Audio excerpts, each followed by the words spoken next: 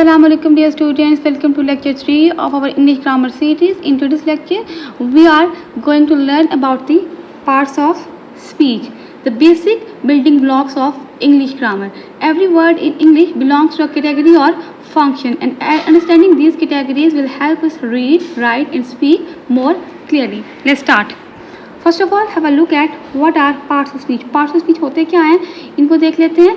These are words which are classified according to their function in a sentence. अब parts of speech क्या होते हैं? They are words जो sentence में अपने फंक्शन की बेसिस पर क्लासिफाइड होते हैं.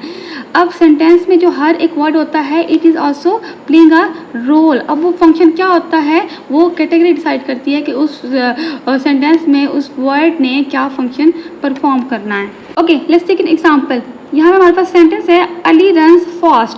अब इसमें हमारे पास एक वर्ड है अली, ये हमारे पास नाउन है, ये हमारे पास एक पार्ट ऑफ स्पीच है. अब इसमें जो रन्स है ये भी एक वर्ड है, ये हमारे पास वर्ब कैटेगराइज्ड है पार्ट ऑफ स्पीच में. और लास्ट वन है फास्ट, ये हमारे पास एडवर्ब के तौर पर कैटेगराइज्ड है in parts of speech. There are 8 main parts of speech in English grammar. उसमें हमारे पास आ जाता है it includes noun, pronoun, verb, adjective, adverb, preposition, conjunction and interjection.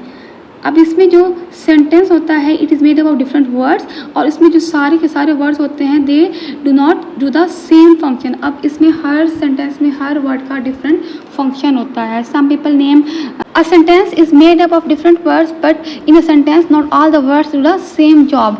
अब सेंटेंस जो है वो ग्रुप ऑफ वर्ड्स होता है, लेकिन उस सेंटेंस में सारे के सारे वर्ड्स होंगे वो एक ही फंक्शन परफॉर्म नहीं कर रहे होंगे. उसमें हर एक वर्ड का डिफरेंट अपना फंक्शन होगा. सम नेम पीपल और things, some show action, some describe or some so on. Grammar easy we divide words into categories based on their function, and these categories are called the parts of speech. In English we usually study 8 main parts of speech that cover all types of words. इसमें हमारे पास 8 categories हैं. अब parts of speech क्या होते हैं, इसमें जो हर एक word होता है उसका different function होता है, और उस word को हम parts of speech का main function क्या होता है, they help us constructing meaningful sentences के हम सेंटेंसेस में जो वर्ड्स होते हैं उनको किस तरह से अरेंज करके एक सेंटेंस क्रिएट कर सकते हैं, और वो जो सेंटेंसेस हो गए किस तरह से मीनिंगफुल थॉट हमें एक्सप्रेस कर सकते हैं. अब नेक्स्ट हमारे पास 8 पार्ट्स ऑफ स्पीच हैं.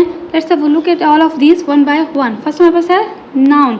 ये क्या होता है, it is the name of person, place, thing और idea. For example Ali, dog, school, happiness, ये हमारे पास सब नाउन की एग्जाम्पल्स होंगी. लेकिन हमारे पास है प्रोनाउन. ये क्या होता है, it is a word that replace the noun to avoid repetition in a sentence. For example he, she, it, I, we, you, they all, ये सारे प्रोनाउंस की कैटेगरी में आ जाते हैं. थर्ड हमारे पास है वर्ब. ये क्या होता है, इट शोज एन एक्शन और स्टेट ऑफ बीइंग के सेंटेंस में जो है वो सब्जेक्ट क्या एक्शन परफॉर्म कर रहा है. It includes run, eat, play, is, are. Fourth one is adjective. अब एडजेक्टिव क्या होता है, इट डिस्क्राइब्स अ नाउन और प्रोनाउन. अब ये नाउन और प्रोनाउन की हमें क्वालिटी के बारे में बताता है. Like it also talks about number, size. For example beautiful, tree, tall, red, यहाँ पर सारे एडजेक्टिव्स होंगे. And the fifth one is adverb. Adverb क्या होता है, it describes a verb, adjective को भी डिस्क्राइब करता है और अनदर एडवर्ब को भी डिस्क्राइब करता है. It talks about how, when and where. For example, quickly, very, yesterday, outside, these are all examples of adverb. And the sixth one is preposition. Preposition क्या होता है, it shows the relationship between a noun and pronoun and another word. अब ये जो है noun, pronoun और किसी भी दूसरे word के दरमियान relationship को indicate करता है sentence में. For example, in, on, under, at, like prepositions of time, place, direction. हो गया. Like in, on, at, ये हम कब यूज़ करते हैं, तो ये सारे प्रपोजिशंस आ जाते हैं. And seventh one is conjunction. Conjunction क्या होता है, इट ज्वाइंस वर्ड्स, फ्रेजेस और सेंटेंसेस को ज्वाइन करता है. ये क्लॉजेस को भी ज्वाइन करता है. फॉर एग्जांपल एंड, बट, और, बिकॉज इन वर्ड्स को हम यूज़ करते हैं 2 क्लॉजेस को ज्वाइन करने के लिए, 2 सेंटेंसेस को ज्वाइन करने के लिए और 2 वर्ड्स को ज्वाइन करने के लिए हम इसको यूज़ करते हैं. And the last one is interjection. Interjection क्या होता है, it is a word that shows sudden feelings और इमोशंस को इंडिकेट करता है. For example we say oh wow, what a beautiful place, hurray, we have won the game, and alas he is no more. इस तरह से हम sentences use कर सकते हैं इंटरजेक्शन के वर्ड्स यूज़ करके. अब यहाँ पे हमारे पास एक एग्जांपल है. Let's have a look at it. Sentence हमारे पास क्या है, Ali quickly ran to the park and shouted hurray.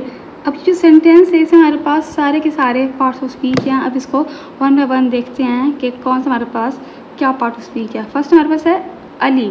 Ali क्या है, it's the name of person, तो ये हमारे पास नाउन है। अब हमारे पास क्विकली जो है ये हमारे पास एडवर्ब है। It tells us how Ali ran. अब रैन हमारे पास थर्ड, हमारे पास ये भी हमारे पास वर्ब है, ये एक्शन को डिस्क्राइब कर रहा है कि अली क्या एक्शन परफॉर्म कर रहा है, ही रैन। टू इज प्रपोजिशन, ये हमें क्या डिस्कस कर रहा है, डायरेक्शन, क्योंकि अली कहाँ रन कर रहा है, to the park.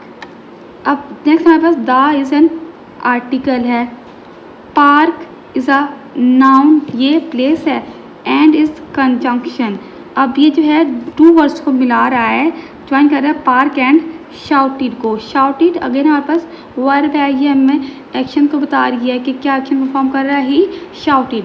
And last one हमारे पास हुर्रे है, इट इज़ एन इंटरजेक्शन, ये भी उसकी फीलिंग्स को एक्सप्रेस कर रहा है कि वो हैप्पीनेस का इजहार कर रहा है, अपनी सडन फीलिंग्स और इमोशंस को एक्सप्रेस कर रहा है, एक्साइटमेंट को और जॉय को एक्सप्रेस कर रहा है। In this one sentence we have seen all different parts of speech, इसमें हम लोगों ने सारे पार्ट्स ऑफ स्पीच को डिस्कस किया है। Why are parts of speech important, parts of speech important क्यों है, let's have a look at it. Parts of speech help us understand sentence structure. By knowing parts of speech, we can see how words fit together to form sentences. If we know which word is a noun, verb or adjective, we can understand who is doing the action and what is happening. Parts of speech make our writing and speaking clear. When we know how words work, we can choose the right word in the right place. This makes our speaking more correct and it also makes our writing more professional and clear. Parts of speech also build strong grammar foundation. Grammar is like a building and parts of speech, they function as its bricks. Without them, grammar is weak. With them, everything becomes easier. Writing essays becomes easier and speaking fluently also becomes easier, or even learning advanced grammar also becomes easier with parts of speech. अब parts of speech क्या होते हैं, ये एक strong base देते हैं, अगर ये clear हो तो आगे की जो सारी grammar है वो ईजी लगती है। Parts of speech are very important because they help us understand how sentences are built, कि हमें किस तरह से सेंटेंसेस को क्रिएट करना है, ये हमारी राइटिंग और स्पीकिंग को क्लियर करते हैं। And they give us a strong foundation in grammar. You can think of a grammar as a building के पार्ट ऑफ स्पीच अगर वो स्ट्रॉन्ग होंगे तो जो लैंग्वेज की होल बिल्डिंग होगी इट विल स्टैंड फर्मली।